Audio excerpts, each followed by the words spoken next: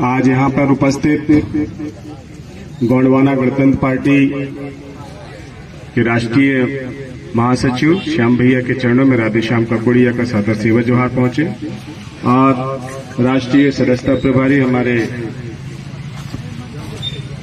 अजय प्रताप भैया के चरणों में राधेश्याम ककोड़िया का सेवा जोहार पहुंचे। हमारे बीच में राष्ट्रीय संगठन सचिव रूपनारायण पुया जी, उनके चरणों में भी राधेश्याम ककोड़िया का सेवा जोहार पहुंचे और हमारे मध्य प्रदेश में नवनियुक्त प्रदेश अध्यक्ष कमलेश टेकाम जी के चरणों में भी राधेश्याम ककोड़िया का सेवा जोहार पहुंचे और साथ में ही हमारे प्रदेश संगठन महामंत्री तेज प्रताप उइके जी, उनके चरणों में भी राधेश्याम ककोड़िया का सेवा जोहार पहुंचे और मंच पर बैठे तमाम हमारे पदाधिकारी, हमारे जाबाज सिपाही, उन सब के चरणों में राधेश्याम ककोड़िया का सादर सादर सेवा जोहार पहुंचे और मंच के सामने में बैठे मेरे मालिक मालकिन, जिनके लिए दादा हीरा सिंह मरकाम जी ने संघर्ष करने के लिए गोंडवाना गणतंत्र पार्टी बनाई और आप लोग के अथक प्रयास से इस सरई नगर पंचायत में जो है हमारा नगर अध्यक्ष बना, लेकिन हमारे मंसूबों को तोड़ने के लिए, क्योंकि जब ये नगर पंचायत अध्यक्ष बने थे तब यहाँ पे हमारा 2-3 बार दौरा भी हुआ था।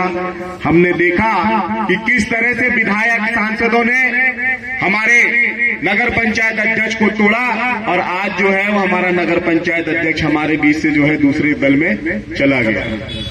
तो ऐसे लोगों को भी आपको पहचानने की आवश्यकता है, क्योंकि जिसके पास में पैसा होता है वो हर एक चीज को खरीदने की कोशिश करता है, लेकिन हमें प्रयास करना है कि हम बिकने का काम ना करें। हमें दादा हीरा सिंह मरकाम के और हमारे आने वाली पीढ़ी के संघर्ष को आगे कैसे पहुंचाना है, इस पर लगातार सतत जो है हम लोग प्रयासरत रहे। साथियों, मैं छिंदवाड़ा जिले से अभी पातालकोट में था। कल पातालकोट में भी हमारे आदिवासी भाई हैं, भारिया जनजाति और गोंड जनजाति के लोग। वहां पे पूरा पहाड़ है, पहाड़ के नीचे में खाई है, खाई में 12 गांव बसे हुए। कल मैं पूरे 12 गांवों से मिलने गया था, वहां की समस्याओं को सुनने के लिए हम लोग गए थे। वहां पे देखे, उनसे मैंने पूछा उनका दर्द। हमारे राष्ट्रीय महासचिव भैया बैठे, उनसे मैं बयां करना चाहूंगा। उन्होंने बताया कि जो कांग्रेस के पूर्व मुख्यमंत्री रहे कमलनाथ जी, लगातार वहां से 7 से 8 बार सांसद रहे और वर्तमान में जो भारतीय जनता पार्टी के जो मंत्री हैं, उनके द्वारा मात्र 3 तरह का विकास कार्य किया गया है। पहला विकास कार्य रोड बना दी, दूसरा विकास कार्य 1 फेज की बिजली दे दी और तीसरा विकास कार्य प्रधानमंत्री आवास योजना बना दी। बाकी इसके बाद में कोई विकास कार्य नहीं है। क्या ये इसको विकास बोलते हैं? क्या किसानों के खेत में न बिजली पहुंची, किसानों के खेत में न पानी पहुंचा, मात्र जो है रोड बनाकर वहां के लोगों की स्थिति को देखने के लिए देश विदेश से लोग आए और देखें कि आदिवासी किस हालत में है और उसकी हालत का जो है वो फायदा उठाए। ये है विकास के मायने। और हम जिस चीज के लिए संघर्ष कर रहे हैं, ये सिंगरौली जिला जो है पूरा का पूरा अनुसूचित जनजाति क्षेत्र होना चाहिए। 1874 का जो डिस्ट्रिक्ट ट्राइबल एक्ट है, वो डिस्ट्रिक्ट ट्राइबल एक्ट यहाँ पे लागू होता है। लेकिन कांग्रेस की सरकार को भी मालूम था और बीजेपी की सरकार को भी मालूम है कि आदिवासियों के पैर के नीचे में कोयला और सोना छुपा हुआ है, तो उसको चुराने के लिए हमें आदिवासियों का मालिकाना हक ना दे। इसीलिए लगातार वो षड्यंत्र कर रहे हैं। जबकि भारतीय संविधान का 13(3) का बोलता है, जिस क्षेत्र में आदिवासियों की संख्या 50% से 75% है, वो क्षेत्र स्वतः जो है 5वीं अनुसूची क्षेत्र में आ जाता है। लेकिन हमें जागरूक नहीं किया। आप कोई जागरूक नहीं है, किसी को कोई हक अधिकार नहीं मालूम है। दादा हीरा सिंह मरकाम हमारी गोंडवाना गणतंत्र पार्टी के जवान लगातार आप लोग को जागरूक करते रहे कि जागो जवानों जागो, अपने हक अधिकार को पहचानो। लेकिन आपको तो भाई इस चीज से कोई मतलब ही नहीं।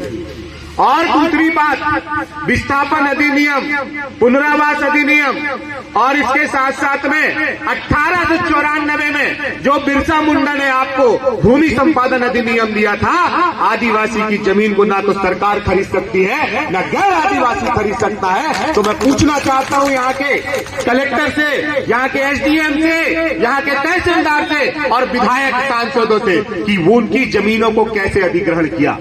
फिर इसके बाद 2013 में संशोधन करके पुनरावास नीति बनाई, लेकिन क्या पुनरावास नीति के विषय में आप सभी लोग को मालूम है?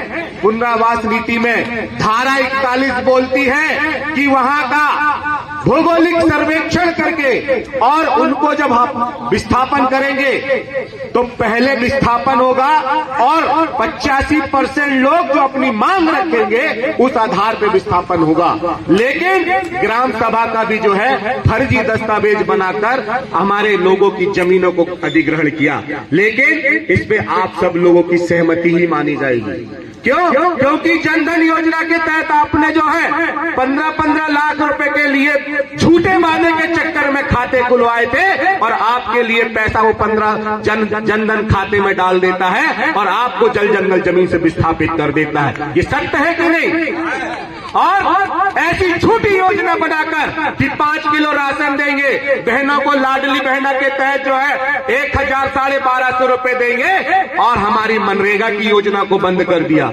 हमारे जो श्रम कार्ड बनता था जिसमें हमारे गांव में यदि कोई व्यक्ति खत्म हो गया तो 5,000 रुपए मिलता था और यदि उसका क्लेम करेगा तो 4.5 लाख रुपए मिलता था। ऐसी योजनाओं को भी जो है निस्तो नाबूद कर दिया।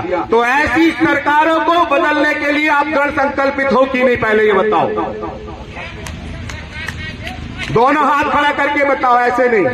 संकल्पित हो तो बोलो जरा, हम जोर से हम संकल्प करते हैं दादा हीरा सिंह मरकाम जी के मिशन को जब तक जीतेंगे नहीं, हमारा रोड का, विधानसभा का, लोकसभा का संघर्ष जारी रहेगा। दादा मरकाम बोलते थे कहो नहीं करके दिखलाओ। तो अभी जो हमारे श्याम सिंह मरकाम जी दादा ने बोले हैं कि हमको पदयात्रा निकालना है, तो क्या पदयात्रा निकालने के लिए आपके पास व्यवस्थाएं हैं? नहीं है। आप लोग कितने सालों से यहाँ पे हमारे रूपनारायण पोया जी दादा कब से चला रहे थे 1 to 10? कितने गांव में 1 to 10 फार्मूला लागू है, बता सकते हैं? कितने गांव में जो है पारंपरिक सांस्कृतिक रूढ़िगत ग्राम सभा है जिसके माध्यम से अपने हक अधिकार ले सकते हैं? कितने गांव में जो है दादा हीरा सिंह मरकाम जी ने बोले थे कि महिला जागो, भट्टी तोड़ो, गोंडवाना बैंक खोलो। कितने लोगों ने खोला गोंडवाना बैंक? 100 सहायता समूह बना है कि नहीं? सारे के सारे 100 सहायता समूह आज की डेट में कर्जे में डूबे हुए हैं, क्योंकि उनको जो है डुबाने के लिए और उनके वोट लेने के लिए जो है दादा हीरा सिंह मरकाम के मिशन को, जो एक मुट्ठी चावल से गोंडवाना का महाकल्याण करने वाली जो योजना बनाई थी, ऐसी योजना को निस्तो नाबूद करने के लिए 100 सहायता समूह बनाकर आपके वोटों को लिया और आपके नोटों को भी जो है खर्चा करने का काम जो है वर्तमान की सरकार और पिछली सरकार दोनों ने किया। तो चोर चोर मुसेरे भाई, एक चोर और एक कसाई। तो समझ जाओ कि आपको किसके साथ में खड़े रहना है, क्योंकि वक्त हो गया है। समय को भी ध्यान में रखते हुए हमें अपनी सीमा और हमें अपने जागरूकता को भी जो है शासन प्रशासन में स्थापित करने के लिए हमें सबका मान और सम्मान रखना चाहिए कि नहीं? लेकिन जाते जाते आप लोगों से मैं कुछ चीज मांगना चाहता हूँ। क्या आप यहाँ से जो नगर पंचायत अध्यक्ष भगी हैं, क्या मुझे आने वाले समय में यहाँ से पूर्ण रूप से जो है पूरे पार्षद जिताकर देने वाले हो कि नहीं? आप बताइए। हाँ, अब हाथ खड़े नहीं होंगे। क्यों? क्योंकि आधे हाथ बीजेपी के पास में और आधे हाथ कांग्रेस के पास में। यदि है देने वाले तो दोनों हाथ खड़ा करके जो ताली बजा के बताओ कि हाँ हम देने वाले हैं।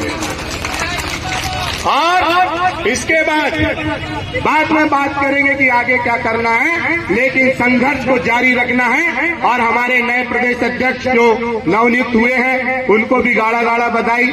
हमारे दल प्रताप पोया जी वहां खड़े हुए हैं, आप भी जाइए, दूर दूर नहीं रहना है। जितने भी हमारे पुराने कार्यकर्ता हैं, जो नए कार्यकर्ता हैं, सभी से, और जो भाग के गए, चाहे कांग्रेस में भागे हो चाहे बीजेपी में भागे हो, गोंडवाना का घर आपके लिए खुला है। ठीक है, घर का वेदी लंका ढाए, कोई बात नहीं, लेकिन लौट के बुद्धू फिर घर को आ जाए, है ना। तो हमको सबको लेके आना है। और जितने भी हमारे सरकारी कर्मचारी अधिकारी जो भारतीय संविधान का आरक्षण 331 और 332 के तहत और 342 के तहत लेकर जो है सरकारी कर्मचारी अधिकारी बने हैं, इनका भी संरक्षण करने की जिम्मेदारी देश की जनता की है कि नहीं, है ना। तो आप सब लोग संकल्पित हैं। मैं यहीं पे जो है अपनी वाणी को विराम देता हूं। आने वाले समय में हम फिर से जो है पूरी ताकत के साथ में, पूरे जोश के साथ में एक एक पाई के पैसे का हिसाब लेंगे और हमारे जल जंगल जमीन की रक्षा करेंगे। मैं बात रखने से पहले तो नारे चाहता हूं, ठीक है। संविधान की रक्षा कौन करेगा? संविधान की रक्षा कौन करेगा? जल जंगल जमीन की रक्षा कौन करेगा? दादा हीरा सिंह मरकाम जी के मिशन को कौन सफल